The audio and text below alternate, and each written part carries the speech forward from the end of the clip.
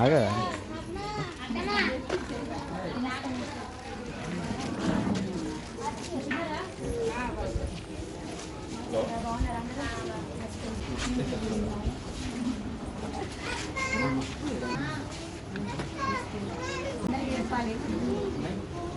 మోదీ గారు గెలిస్తే ఇంత మంచిగా ఉంటాయి కదా మాకు అన్ని రకాలుగా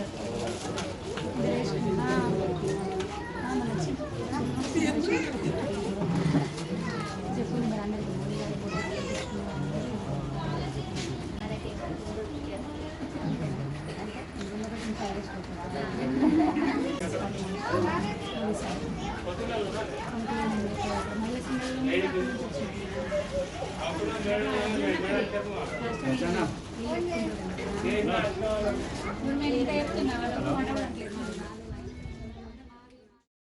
పార్లమెంట్ ఎలక్షన్లో భాగంగా గడప గడపకు బీజేపీ ప్రోగ్రాంకు ఈరోజు తాటిపల్లిలో ఇంటింటి ప్రచారం నిర్వహించడం జరుగుతుంది. మోడీ గారి పథకాలు అలాగే మన దేశం యొక్క అభ్యున్నతికి వాళ్ళు చేసిన కృషి అనేది ఇంటింటికి తిరిగి చెప్పడం జరుగుతుంది. అందులో భాగంగానే మన రాష్ట్ర కార్యవర్గ సభ్యురాలు సోదరి భోగ శ్రావణి గారు తాటిపల్లి ఇంటింటి గ్రామ ప్రచారం నిర్వహించడం జరుగుతుంది. పార్లమెంట్లో భాగంగా ఈరోజు తాటిపల్లి మరియు గుళ్ళపేట గ్రామాలలో ఇంటింట ప్రచారం నిర్వహించడం జరుగుతుంది. అందులో భాగంగానే మన భారతీయ జనతా పార్టీ నాయకురాలు భోగ శ్రావణి గారు, అదేవిధంగా మా తాటిపల్లి ఎంపీటీసీ సీని గారు, అదేవిధంగా మా బూత్ అధ్యక్షులు, సీనియర్ నాయకులు, కార్యకర్తలు అందరంతో కలిసి ఈరోజు గడప గడపకు తిరుగుతూ మోడీ గారు చేస్తున్న సంక్షేమ ఫలాలను అన్ని విషయాలను తెలియజేయడం జరుగుతుంది. మాకన్నా ముందుగానే ప్రజల సుత మాకే వాళ్ళు చెప్పడం జరుగుతుంది. ఈసారి మోడీ ప్రధానమంత్రి కావాలా, అరవింద్ అన్న గెలవాలా అని మాకన్నా ఎక్కువ వాళ్ళు మేము పోతుంటే మాకే వాళ్ళు చెప్పడం జరుగుతుంది. ఆశ్చర్యంగా ఉన్నది, చాలా స్పందన ఉన్నది. మోడీ గారు మరోసారి ప్రధానమంత్రి అవుతారు, అరవింద్ అన్న సుత మోడీ గారి క్యాబినెట్లో కూడా మంత్రి అవుతారని తెలియజేస్తూ ఉన్నాం. భారీ మెజారిటీతో గెలవబోతున్నాం. భారతీయ జనతా పార్టీకి ఇంకా కొందరు ప్రజల సుత స్వచ్ఛందంగా సుత ప్రతి ఒక్కరు తిరిగి ప్రచారం చేయడం జరుగుతుంది. వారికి పేరు పేరున ధన్యవాదాలు తెలియజేస్తూ ఉన్నాం. ఈరోజు జగిత్యాల రూరల్ మండల్ గుట్రాజ్పల్లి, గుళ్ళపేట, తాటిపల్లి గ్రామాల్లో బీజేపీ ఇంటింటి కార్యక్రమం, ఇంటింటికి బీజేపీ కార్యక్రమం నిర్వహించడం జరిగింది. గౌరవనీయులు ప్రధానమంత్రి వర్యులు నరేంద్ర మోదీ గారు మూడోసారి ప్రధానమంత్రి అవ్వడానికి, అదేవిధంగా గౌరవనీయులు నిజామాబాద్ పార్లమెంట్ సభ్యులు, నిజామాబాద్ బీజేపీ ఎంపీ అభ్యర్థి అయినటువంటి అరవింద్ అన్న గారికి మద్దతుగా ప్రచారం నిర్వహించడం జరుగుతూ ఉంది. వారు చేసినటువంటి అభివృద్ధి సంక్షేమ పథకాలను ప్రతి ఇంటింటికి కూడా వివరిస్తూ మా ప్రచారాన్ని చేస్తూ ఉన్నాము. మరి ఇందాక మన అన్న ఈ కార్యక్రమంలో మండల అధ్యక్షులు నల్వాల తిరుపతన్న గారు, అదేవిధంగా ఎంపీటీసీ సీను గారు, వివిధ గ్రామాలకు చెందినటువంటి బూత్ అధ్యక్షులు, మా సైనికులు, మోదీ గారి సైనికులు, మోదీ గారి కుటుంబం అంతా కూడా ఇందులో పాల్పంచుకోవడం జరిగింది. ఇందాక అన్నగారు ఒక మంచి విషయం చెప్పిండ్రు. మా మోదీ గారి సైనికులం బీజేపీ పార్టీ కార్యకర్తలతో పాటుగా స్వచ్ఛందంగా మోదీ గారి అభిమానులు, అరవింద్ అన్న గారి అభిమానులు ఎవరైతే ఉన్నారో వారు స్వచ్ఛందంగా ముందుకొచ్చి ఇంటింటి ప్రచారం నిర్వహిస్తూ ఉన్నారు. నిజంగా చాలా సంతోషంగా ఉంది. అదేవిధంగా మరి మేము వెళ్తూ ఉంటే, ప్రతి ఇంటికి వెళ్తుంటే కూడా మాకంటే ముందుగా వారే ఎక్కడ ఏది జరిగినా కూడా దేశం ఎలక్షన్లు ఇవి, దేశానికి సంబంధించింది, మాకు మోదీ గారే కావాలి, మోదీ గారే ఉండాలనేటటువంటి మాట వినిపిస్తూ ఉంది. చాలా సంతోషం అనిపిస్తుంది.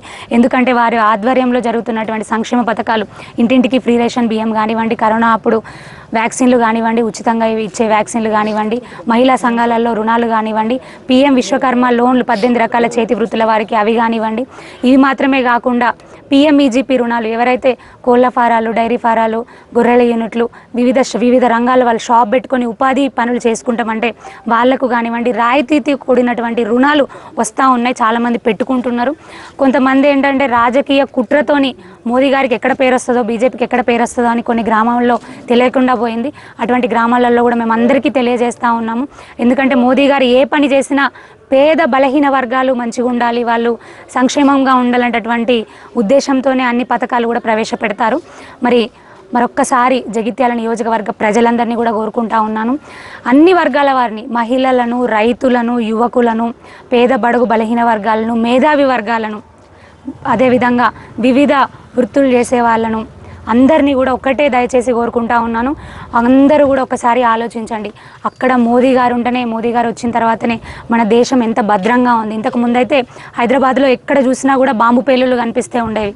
మోదీ గారు ప్రధానమంత్రి అయిన తర్వాత అవి ఎక్కడ కూడా కనిపించలేదు. అలాగా కర్ణాటక రాష్ట్రంలో కాంగ్రెస్ ప్రభుత్వం వచ్చింది, బాంబు పేలుళ్ళు స్టార్ట్